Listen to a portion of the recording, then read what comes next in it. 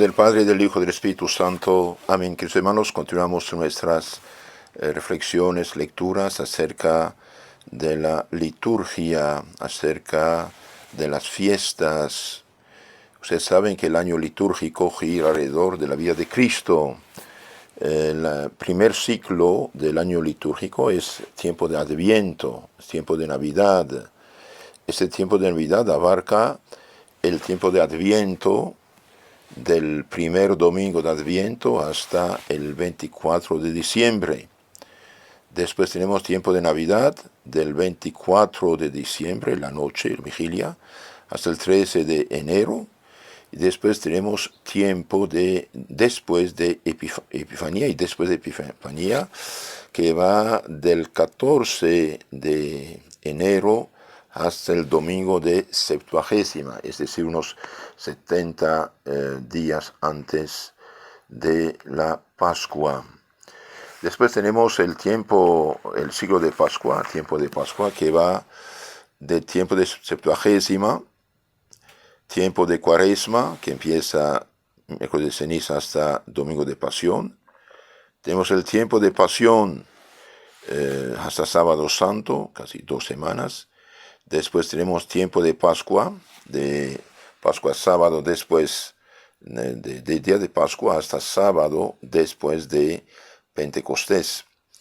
Y después tenemos tiempo después de Pentecostés, que va de la Trinidad, fiesta de la Santa Trinidad, que es domingo después de Pentecostés, hasta el Adviento. En lo concreto, el año litúrgico se divide en 2 grandes ciclos: ciclo de Navidad y ciclo de Pascua, que abarca la Cuaresma y tiempo después de Pascua y después de Pentecostés. Ese tiempo después de Pentecostés, que va de la Trinidad a Adviento, tiene mucha importancia, porque después del reinado del Padre sobre el pueblo de Dios, que nos recuerda el tiempo de Adviento, después del reinado del Hijo, que comienza en su nacimiento, o sea, en Navidad, para consumarse en su ascensión, y que nos recuerda a su vez el tiempo de Navidad y el tiempo de Pascua, la liturgia celebra y se manifiesta desde Pentecostés hasta el fin de los siglos. Entonces, este tiempo después de Pentecostés, concretamente, va hasta el fin de los siglos, hasta la llegada, el regreso de Cristo. De él se nos habla en el último domingo después de Pentecostés, juicio final. Así como el Padre se sirvió del pueblo hebreo para preparar la redención del mundo, el Verbo, Jesucristo, el Hijo de Dios hombre, el Verbo asumió la naturaleza humana e hizo de ella el instrumento de nuestra redención, rescate, salvación. Así también el Espíritu Santo hace efectiva la redención, la salvación en la Iglesia. Pero cuidado, todo lo que hace Dios fuera de sí es obra de la Santa Trinidad. Nuestra manera humana de hablar, atribuimos a Dios Padre la creación, a Dios Hijo la redención, salvación, y al Espíritu Santo la santificación. Pero en lo concreto, todo lo que hace Dios, Trinidad, Padre, Hijo, Espíritu Santo, fuera de sí es obra de las 3 personas divinas, porque hay un solo Dios. El sacerdocio, la misa y los sacramentos son otros tantos cauces oficiales por donde nos trae la doctrina del Salvador y nos aplica sus méritos. Entonces, Cristo, nuestro Señor, Hijo de Dios, hecho hombre, dio su vida en la cruz para nuestra salvación. Esta salvación la confió a su iglesia, y a esta iglesia dio su Espíritu Santo. Por ejemplo, el día de Pascua, nuestro Señor aparece a los apóstoles, sopla sobre ellos diciendo: reciben el Espíritu Santo, a quienes perdonan sus pecados quedan perdonados, y a quienes retienen quedan retenidos. Entonces el Espíritu Santo, podemos decir, aplica a nuestras almas mediante la iglesia, mediante los sacramentos, los méritos de la pasión y muerte de nuestro Salvador Jesucristo. Y por desgracia, estos canales de la salvación, de la redención, que son los sacramentos, fueron eliminados totalmente por Lutero. Aparte del bautismo, Lutero eliminó 6 sacramentos y las nuevas sectas ni bautismo tienen debido a que ya no creen o mal entienden el pecado original. Entonces Cristo dejó las cosas ordenadas, dejó el sacerdocio, dejó la misa, dejó los sacramentos como canales oficiales por donde llegan los méritos de la pasión y muerte de Cristo para nuestra salvación. Ahora el Papa está al frente de toda la jerarquía eclesiástica, San Pedro continuado. La Eucaristía, la misa, está sobre todos los demás sacramentos. El reinado del Espíritu Santo se manifiesta visiblemente por la Iglesia de Cristo, que es la Iglesia católica, en medio de la cual está el Santísimo Sacramento, despidiendo efluvios de luz y de amor. El hecho de eliminar la Divina Eucaristía, el hecho de eliminar la Santa Misa, es una catástrofe que no tiene nombre. Lutero la eliminó. Lutero eliminó el santo sacrificio de la misa para reemplazarlo por un culto inventado su cosecha, que más bien ofende a Dios en lugar de agradarle y de atraer su misericordia, bendición. Cuidado, hoy quieren también cambiar la misa. Estos obispos indignos de llevar el nombre de obispo y de, mucho menos de católico, alemanes en este año 2021, ya falsificaron la fe. El hecho de dar la Sagrada Eucaristía a cualquier hereje o cualquier protestante que no cree, significa que ellos ya no creen. Ellos se hicieron protestantes. Y es gravísimo esto. Es gravísimo. El hecho de haber cambiado la misa hace unos 50 años, desde el año 70 por acá, dieron libertad de un cierto modo a todos los abusos que hoy escandalizan al pueblo cristiano. Estos abusos que todos lamentamos, claro, bien son fruto también de una cierta libertad, de flexibilidad dada con las reformas, y esas reformas no dieron fruto, por desgracia, no dieron fruto. Entonces la solución es regresar a tomar lo que teníamos, lo que todos los santos hicieron durante 2000 años. Entonces dijimos, el reinado del Espíritu Santo se manifiesta visualmente por la Iglesia, una santa católica, apostólica y también romana, porque San Pedro murió en Roma. En medio de esta iglesia está el Santísimo Sacramento, despidiendo efluvios de luz y de amor. Durante siglos y siglos, por la luz del Espíritu Santo, las autoridades de la iglesia pusieron el altar en medio, el altar en lugar más bello, bellos altares dignos de lo que manifiestan.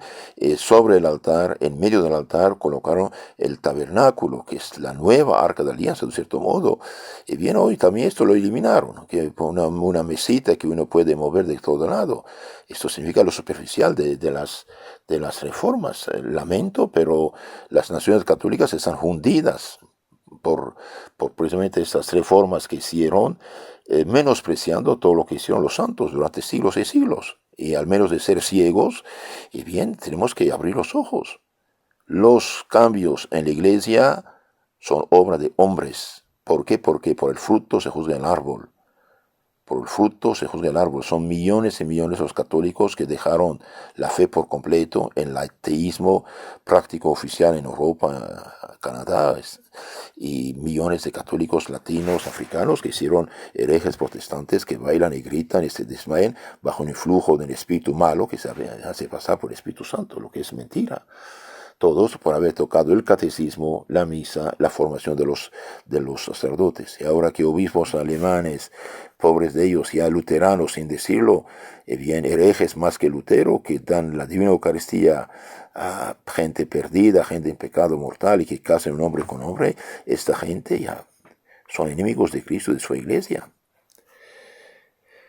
Si el Espíritu Santo es el alma que vivifica a la iglesia, cuerpo místico de Cristo, Jesús escondido en la hostia sagrada es el corazón de donde se reparte la sangre por las venas, o sea, por el canal de los sacramentos a todos los miembros. Que hermanos, esto que estoy diciendo lo saco de un misal muy hermoso que se llama Misal Diario y Vesperal, de don Gaspar Lefebvre, benedictino, misal, diario, vesperal. Y esto habla en la página 758, el tiempo de Pentecostés, domingo después de Pentecostés. Entonces, si el Espíritu Santo es el alma que vivifica a la iglesia, cuerpo místico de Cristo, Jesús escondido en la hostia sagrada es el corazón, de donde se reparte la sangre por las venas, o sea, por el canal de los sacramentos a todos los miembros.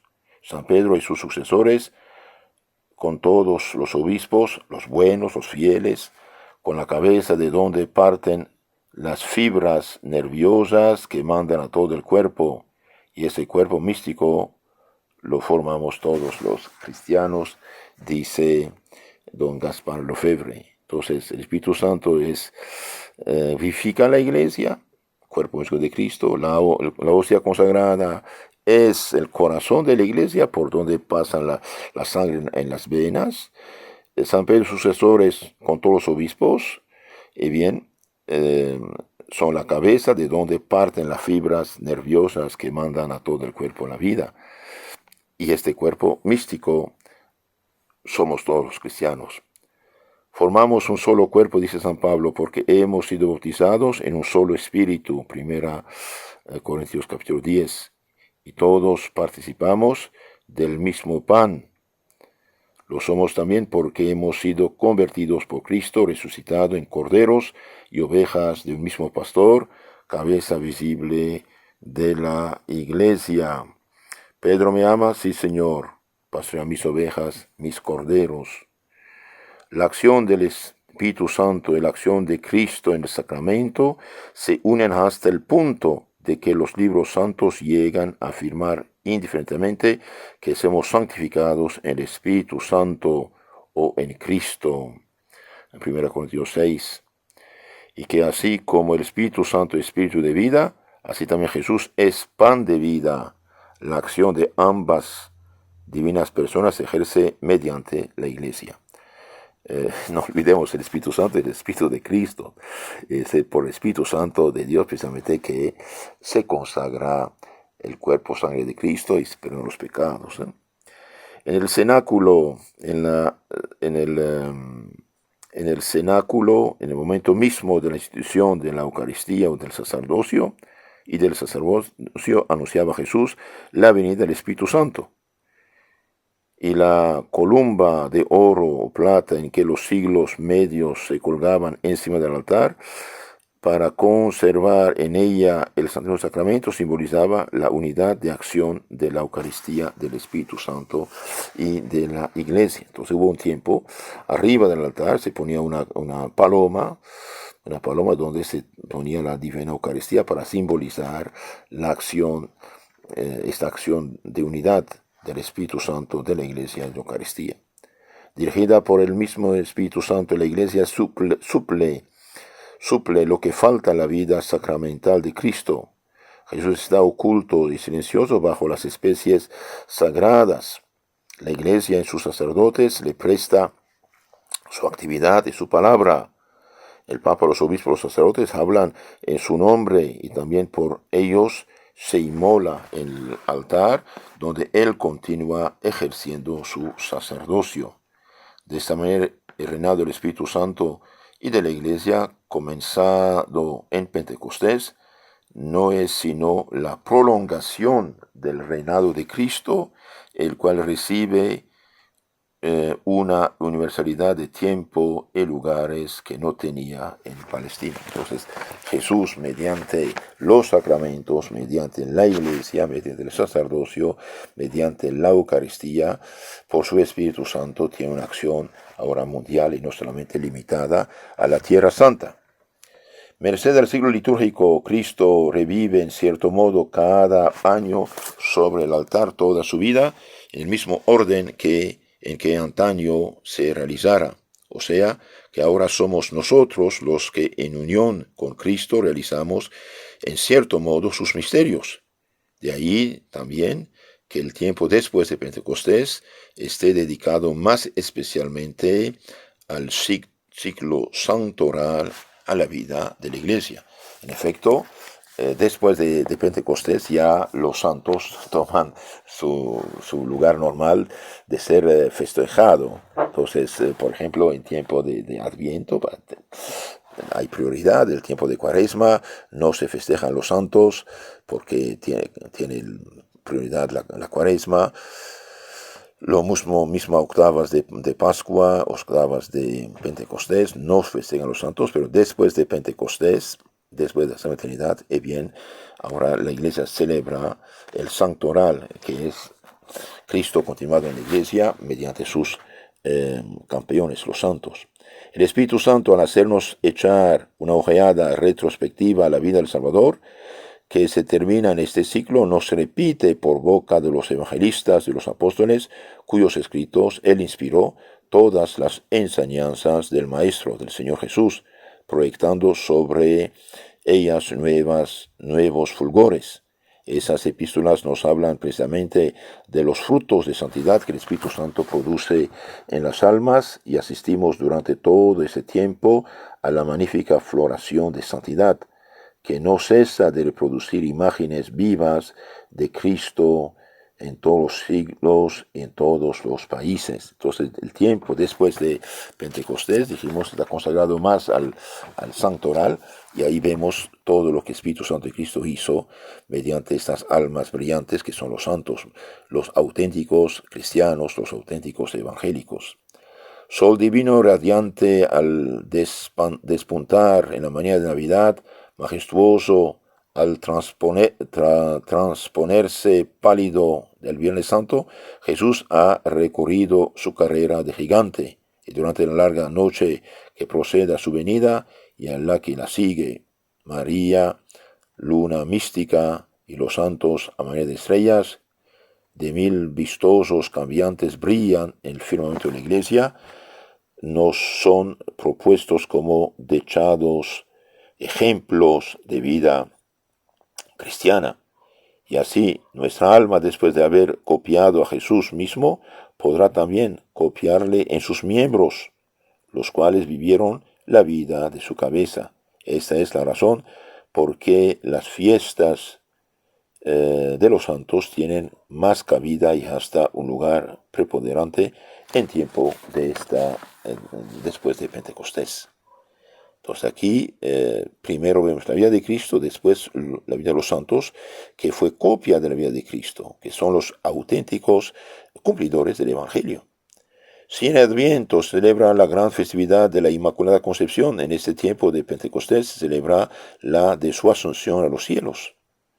Los ángeles tienen su fiesta en este mismo periodo del año, así como el Bautista y los santos apóstoles San Pedro, San Pablo y la turba magnífica de todos los santos, a la que honramos en todos estos 6 meses, especialmente el día 1 de noviembre. En ese mes se celebra asimismo la conmemoración de los fieles difuntos y la dedicación de las iglesias. Si la solemnidad del Corpus Christi, que viene en pos de Pentecostés y va seguida de la del príncipe de los apóstoles, nos recuerda cómo son el Espíritu Santo, el Santísimo Sacramento y la Iglesia los que santifican las almas. La fiesta de la Santa Trinidad, del Sagrado Corazón de Jesús y del Santísimo del Rosario, que obedecen todas a una misma necesidad de síntesis, nos muestran que esa santificación se obra mediante la doctrina del Salvador y la aplicación a las almas de sus infinitos merecimientos. Así durante los 6 últimos meses, o sea, durante la segunda parte del año eclesiástico, después de Pentecostés, la Iglesia es la continuadora de la obra de redención de Jesús, que ya había sido preparada, realizada en los 6 meses primeros, o sea, en primer ciclo de litúrgico, de Adviento a Pascua y Pentecostés. Entonces, queridos hermanos, la iglesia es la continuadora de la obra de Cristo, la iglesia, no cualquier iglesia. La iglesia que es columna sostén de la verdad, en 1 Timoteo 3:15, no iglesias, hoy una confusión diabólica. El diablo se hace pasar por el Espíritu Santo, engaña a la pobre gente con milagritos inventados y con engaños. No, no, no, es un error fatal. Pobres almas engañadas creen totalmente ser auténticos discípulos y están fuera del camino. Si en esa primera parte no hubiera conseguido el cristiano que su vida sea un fiel trasunto de la vida de Cristo, en esa segunda encontrará seguramente valiosísimos auxilios, fervorosos alientos para desarrollar su fe y acrecentar su amor. El misterio de la Santa Trinidad, el del Santo Sacramento, la misericordia, el poder del corazón de Jesús, las grandezas de María y de su acción en la Iglesia en las almas, aparecerán en toda su plenitud, produciendo en él nuevos efectos. El alma siente más íntimamente en las vidas de los santos tan variadas y tan ricas en ese tiempo, el lazo que le une a ellos en Jesucristo por el Espíritu Santo. La felicidad eterna que ha de seguir a esta vida de prueba se revela a ellos en la fiesta de todos los santos. Entonces comprende mejor la esencia de esta misteriosa dicha que consiste en la luz del amor. Entonces, queridos hermanos, el año litúrgico se divide en dos grandes etapas: etapa de Adviento, Navidad, Epifanía; después el tiempo de Pascua, que abarca el tiempo preparatorio, que es la Cuaresma, la Pasión, tiempo de Pascua, y después la octava, que sigue Pentecostés. Después tenemos 6 meses, que son los tiempos después de Pentecostés, la acción del Espíritu Santo en la Iglesia, y más particularmente consagrada al Evangelio vivido, que son la vida de los santos, unido cada vez más estrechamente a la Santa Iglesia, que es la esposa de aquel a quien ama. El cristiano va siguiendo todas las fases de su existencia en el correr de los tiempos, la compadece en sus dolores, triunfa con él en su triunfo y ve sin flaquear un momento a ese mundo que camina a su fin, porque sabe muy bien que el Señor está cerca. Que hermanos, somos viajeros a la eternidad. Es verdad que estamos en este mundo, viviendo en este mundo, pero este mundo pasará. Por lo tanto, debemos prepararnos a la eternidad y no quedar como inquilinos eternos en este mundo. Este mundo tenemos que dejarlos. Esta vida es una preparación a la eternidad. El padre don Gaspar Lefebvre sigue diciendo: desde las fiestas de Pentecostés en que la iglesia nació, viene esta reproduciendo siglo tras siglo la vida de Cristo, cuyo místico cuerpo es. Entonces la iglesia es Cristo continuado, es cuerpo místico de Cristo. Jesús, desde el día en que nació, se vio perseguido y hubo de huir a Egipto, mientras se perpetraba la horrible matanza de los inocentes. También la iglesia sufrió durante 4 siglos recias persecuciones. El gigantesco imperio romano, teniéndose que ocultar en las catacumbas o en el desierto. Jesús adolescente se retira a Nazaret y allí pasa los años largos y floridos de su vida en recogimiento y en la oración. La iglesia desde Constantino disfrutó de una era de paz. Entonces surgieron por doquier catedrales, abadías, en que resonaran día y noche las divinas alabanzas, en cuyos obispos, abades, sacerdotes religiosos se oponen por el estudio y un celo infatigable al avance de la herejía y al violento empuje de los bárbaros, de los enemigos destructores. Jesús, el divino misionero enviado por el Padre a las apartadas regiones de este planeta, comienza a los 30 años su vida de apostolado.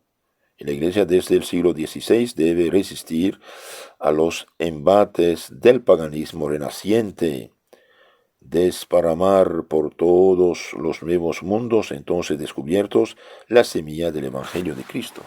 En efecto, es la Iglesia católica que llevó el Evangelio a todos los continentes. Y hoy fácilmente cualquier charlatán funda una iglesia y engaña a los cristianos ya bautizados con la herejía, arrancándoles la fe divina y católica. De su fecundo seno de la iglesia saldrán sin cesar nuevas milicias y nutridas falanjas de apóstoles y esforzados misioneros que anuncian la buena nueva al mundo entero. Por fin Jesús termina su vida con el sacrificio del Gólgota, seguido muy pronto del triunfo de su resurrección, y la iglesia, lo mismo que su divina cabeza, se verá entonces vencida y clavada en cruz, aunque ella ganará la victoria decisiva. El cuerpo de Cristo, que es la iglesia, cuerpo místico, lo mismo que el cuerpo humano, fue en un tiempo joven, aunque al fin del mundo tendrá una apariencia de caducidad, dice Santo Agustín. Las fiestas de santos abundan más después de Pentecostés, que es la más larga entre todas las épocas litúrgicas, pudiendo empezar hacia el 10 de mayo y terminar el 3 de diciembre. Después de esta larga introducción, don Gaspar Lefebvre dice, nos explica exposición litúrgica. Durante el primer semestre del año eclesiástico Adviento Pentecostés, la Iglesia ha reconstruido la trama entera de la vida de Cristo para trazar en el segundo semestre Pentecostés Adviento la vida de la Iglesia, la cual procura reproducir en sus santos las virtudes del Maestro. Por eso los domingos que siguen a Pentecostés se veían como agrupados en torno en algunos santos más importantes, llamándose en la antigüedad semanas después de San Pedro y de los santos apóstoles, semanas después de San Lorenzo, semanas del séptimo mes, etcétera, etcétera, semanas después de San Miguel. Pero con el tiempo, reparando más bien en la acción del Espíritu Santo en las almas, esos domingos recibieron su antigua denominación, que es sin duda más lógica, domingos después de Pentecostés. Esta segunda parte del año, sin someter de nuevo su liturgia al orden cronológico de la primera, es sin embargo eco suyo fidelísimo, porque ahonda más y más en las enseñanzas del Señor, dejándose guiar por las necesidades de nuestra inteligencia y de nuestro corazón. De ahí que en tiempos antiguos se leyera por orden las epístolas de San Pablo, como también los evangelios de San Marcos, San Lucas. Aún queda en el misal algún rastro de aquel orden. Supónese que, habiendo sido traído el evangelio del domingo cuarto al domingo después de Pentecostés, fue preciso adelantar todos los evangelios de los domingos subsiguientes. Entonces tenemos dos partes importantes de la liturgia: 6 meses, Adviento, Pascua, Cuaresma, hasta Pentecostés, y después el tiempo de Pentecostés, después de Pentecostés, que es la vida de la Iglesia, que empieza de hecho con el domingo de la Santísima Trinidad. Ustedes saben que el primero de todos los dogmas cristianos es el de la Santísima Trinidad, y es el que el Espíritu Santo recuerda antes que un otro a la Iglesia, habiendo de enseñarlo a todas las naciones, al bautizarlas en nombre del Padre, del Hijo y del Espíritu Santo. El segundo dogma es la encarnación, que nos será recordado hasta el fin de los siglos por la presencia de Jesús en la Eucaristía. Y la segunda solemnidad de este tiempo es la del Santísimo Sacramento. Y el tercer dogma es el de la Iglesia, cuya alma es el Espíritu Santo. De ahí que todos los domingos encierran alusiones al Espíritu Santo y a la gracia que en las almas produce para hacer de ellas esposas de Cristo. Hoy cada uno habla del Espíritu Santo, y bien, no es verdad. El Espíritu Santo se recibe en la Iglesia mediante los santos sacramentos y no de otro modo. Nadie puede comunicar el Espíritu Santo si no es sacerdote o sacerdote mayor, que es el obispo. Todos los que imponen en las sectas, por ejemplo, manos y simplemente dan el Espíritu, bien, dan el Espíritu, pero no el Santo, es lo otro que dan, por desgracia. Por eso nunca aceptar que nadie los imponga manos. Nadie puede dar el Espíritu Santo si no es sacerdote mayor obispo o sacerdote.